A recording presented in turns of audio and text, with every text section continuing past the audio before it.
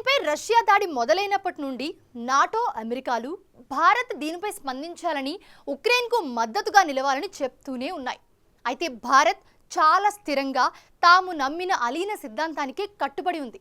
ఇప్పుడు అదే సిద్ధాంతంతో ఏర్పడిన మోడీ పీస్ మిషన్ మొండిఘటం రష్యాను కూడా సంధికి సిద్ధం చేసింది. ఇక ఈ పరిణామాలన్నీ కలిసి భారత్ను శాంతి దూతగా మారుస్తాయనే అభిప్రాయాలు వస్తున్నాయి.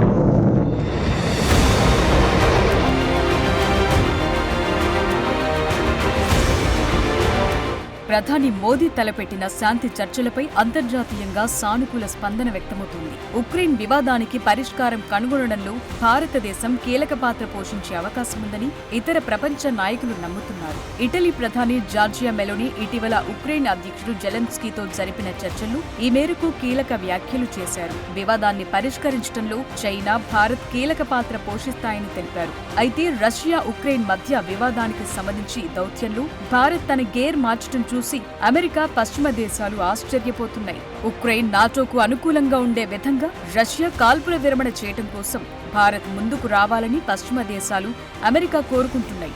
అయితే భారత్ దానికి సిద్ధంగా లేదు. రెండు దేశాలు సంధి చేసుకోవటంలో భారత్ నిజాయితీ గల మోడరేట్ పాత్ర పోషిస్తుందని ఇప్పటికే స్పష్టం చేసింది. ఇదే విషయాన్ని జాతీయ భద్రతా సలహాదారు అజిత్ దోవల్ రష్యన్ ప్రెసిడెంట్కి విన్నవించినట్లు తెలుస్తోంది.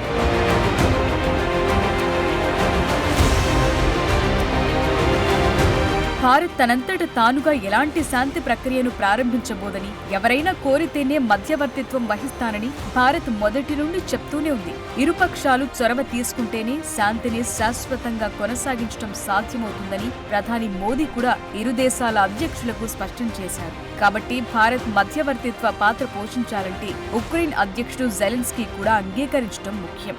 ఇక ఇరువురు ఒప్పుకుంటే శాంతి శిఖరాగ్ర సమావేశానికి ఆతిథ్యం ఇవ్వటానికి భారత్ రెడీగా ఉంటుందని ఇటీవల ప్రధాని మోదీ స్పష్టం చేశారు. ఈ సమస్యపై మోదీ మధ్యవర్తిత్వం వహించడంపై నిర్దిష్ట ప్రణాళికలు లేవు. అయితే ఇప్పటికైతే శాంతి చర్చలు మొదలైనట్లే అనుకోవాలి. అయితే ఇప్పటి వరకు చర్చలకు ఎలాంటి ముందస్తు షరతులు రూపొందించలేదు గనుక ముందు వాటికి సంబంధించి కసరత్తు చేయాల్సి ఉంది. ఇందులో భాగంగానే ఇటీవల మోదీ ఉక్రెయిన్ను సందర్శించిన సమయంలో ఉక్రెయిన్, రష్యా రెండూ కలిసి యుద్ధానికి ఫుల్ స్టాప్ పెట్టడానికి ఎక్కువ సమయం వృధా చేయొద్దని అన్నట్లు తెలుస్తోంది. ఇప్పుడు ఇదే విషయాన్ని అజిత్ దోవల్ రష్యా అధ్యక్షుడు పుతిన్ కు చెప్పి ఒప్పించాల్సి ఉంది.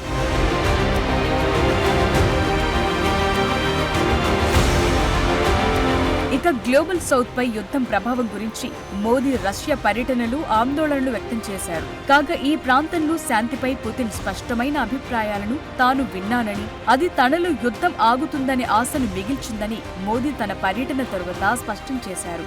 మరోవైపు పుతిన్ ను మోదీ ఆలింగనం చేసుకోవటంపై ఉక్రెయిన్, యుఎస్ నుండి విమర్శలు వచ్చిన తరువాత ఉక్రెయిన్ పర్యటనలో అధ్యక్షుడు జెలెన్స్కీని కూడా కౌగిలించుకోవటం చర్చను లేవనెత్తింది. ఈ సంజ్ఞ ఖచ్చితంగా శాంతి ప్రయత్నాలకు మార్గం వేస్తుందని అంతా నమ్మటం మొదలుపెట్టారు. దీనికి తోడు మోదీ రష్యా పర్యటనలో ఉన్నప్పుడు పుతిన్తో స్పష్టమైన అభిప్రాయాలను పంచుకున్నారు. మానవత్వంపై విశ్వాసమున్న ప్రతి వ్యక్తికి ప్రజలు చనిపోయినప్పుడు, ముఖ్యంగా అమాయక పిల్లలు చనిపోయినప్పుడు బాధను అనుభవిస్తారని, అలాంటి బాధను అనుభవించినప్పుడు గుండె చలిస్తుందని, అందుకే ఈ సమస్యకు ముగింపు పలకాలని పుతిన్తో మోదీ చెప్పినట్లు తెలుస్తోంది. ఈ మాటలు ప్రధాని మోదీ పీస్ మిషన్ కు పాదులు వేశాయి.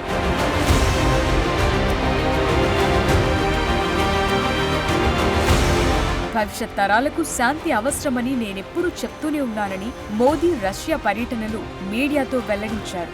యుద్ధ భూమిలో పరిష్కారం దొరకదని, తుపాకులు, బాంబులు, బుల్లెట్ల నీడలు పరిష్కారాలు, శాంతి చర్చలు సఫలం కావని, చర్చల ద్వారా శాంతికి మార్గాన్ని కనుక్కోవాలని మోదీ వెల్లడించారు.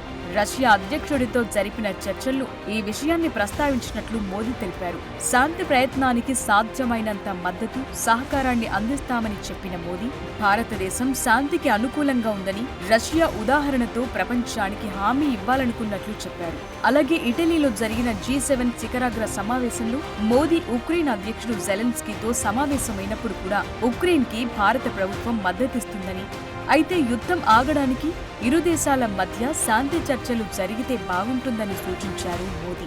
ఇలా ఇటు రష్యాకు అటు ఉక్రెయిన్కు ఒకే రీతిలో సలహా ఇచ్చిన మోదీ ఇప్పుడు యుద్ధాన్ని ఆపగలరనే విశ్వాసాన్ని పెంచగలిగారు.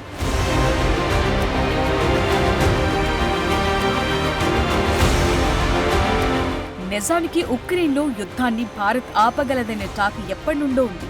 మోదీ దీన్ని సాధించగలరనే ప్రచారం కూడా ఉంది. యుద్ధం ప్రారంభంలో భారతీయ విద్యార్థులను ఉక్రెయిన్ నుండి తరలించడానికి మోదీ చేసిన ప్రయత్నాలు సఫలమైనప్పటి నుండి ఈ అభిప్రాయాలొచ్చాయి. కొన్ని గంటల పాటు ఆగిన రష్యా షెల్లింగ్స్ వల్ల భారతీయ విద్యార్థులందరినీ మోదీ స్వదేశానికి తీసుకురాగలిగారు. ఇది మోదీ దౌత్య విజయాల్లో కీలకమైందిగా మారింది. ఇదే అప్పటి నుండి ప్రధాని మోదీ యుద్ధాన్ని పూర్తిగా ఆపగలరనే భావనను పెంచింది. ఇక అలీన సిద్ధాంతానికి కట్టుబడిన భారత్ సూత్రం ప్రకారమే మోదీ ప్రణాళికలు కూడా ఉన్నాయి. దశాబ్దాల భారత విదేశాంగ విధానంతో శత్రువుకి శత్రువు మిత్రుడన్న తీరులో కాకుండా శత్రువైనా మిత్రుడైనా ప్రపంచ శాంతిని కోరుకోవాలనే తీరులో భారత్ దౌత్యాన్ని నడుపుతోంది. ఇకిప్పుడు మొండి ఘటనపై రష్యా అధ్యక్షుడిని ఒప్పించి శాంతికి మార్గాలు వేయటంతో ప్రధాని మోదీ పీస్ మిషన్ ప్రపంచ దేశాలకు మార్గదర్శకమవుతుందనటంలో సందేహం లేదు.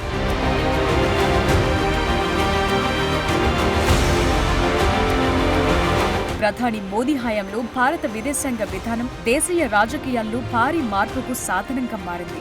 ఒక విధంగా మోదీ మూడో టర్మ్ విజయానికి కూడా కారణమయ్యిందనటంలో సందేహం లేదు. అలాంటి ప్రధానమంత్రి మొదటి పదవీ కాలం పాకిస్తాన్తో ఉన్న సమస్యాత్మకమైన సంబంధాలతో ఆధిపత్యం చెలాయించింది. 2019లో తన రెండో ఎన్నికల ప్రయత్నంలో చైనాతో జరిగిన సైనిక ఘర్షణ తరువాత భారీ మెజార్టీతో గెలిచారు. ఇక మూడో టర్మ్లో రష్యా యుద్ధాన్ని ఆపగలిగితే అది మోదీని మరింత ఎత్తులో నిలబెడుతుంది. ఉక్రెయిన్లో రష్యా యుద్ధాన్ని ఇప్పటికీ ఖండించని చైనా మినహా భారతదేశం మాత్రమే ఈ యుద్ధాన్ని ఆపగల ప్రధాన దేశంగా ప్రపంచమంతా భావిస్తోంది. కనుక ఈ తరుణంలో ప్రధాని మోదీ ఈ యుద్ధాన్ని ఆపగలిగితే పాశ్చాత్య దేశాల్లో కూడా మోదీ పీస్ మిషన్కి ప్రశంసలందుతాయి. ఈ విజయంతో ప్రధాని మోదీకి నోబెల్ శాంతి బహుమతి దక్కుతుందనే అభిప్రాయాలొస్తున్నాయి.